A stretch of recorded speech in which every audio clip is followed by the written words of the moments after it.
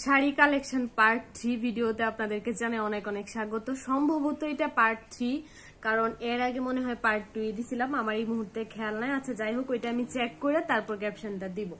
তো এর আগে তো যে দুইটা পার্ট দিছি, ওই দুইটা পার্টে হচ্ছে আমি যে শাড়িগুলো দেখাইছি ওইগুলো আমি একবার হইলেও পরছি, আর আজকে এখন যেগুলো দেখাবো এগুলো হইতেছে যে আমি এখনো পর্যন্ত পরি নাই আর কি। আর আমার বিয়ের আগেও অনেক শাড়ি আছে যেগুলো এখানে নাই, ওইগুলো আমাদের বাসায়।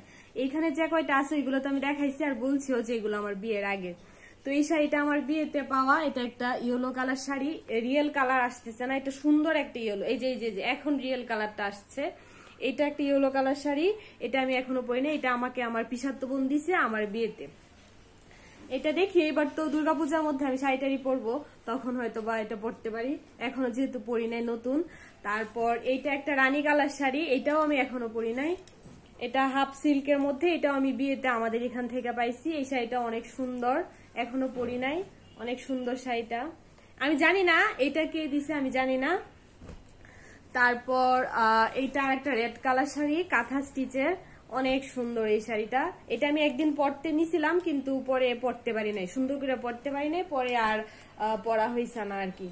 এটা একটা রেড কালার কাঁথা স্টিচের শাড়ি, অনেক সুন্দর এই শাড়িটা, অনেক। আমার এরকম একটা শাড়ি পরার ইচ্ছা ছিল, তো আমার বিয়েতে এটা উপহার পায়, এটা আমাকে আমার এক মামা দিচ্ছে, অনেক সুন্দর এই শাড়িটা।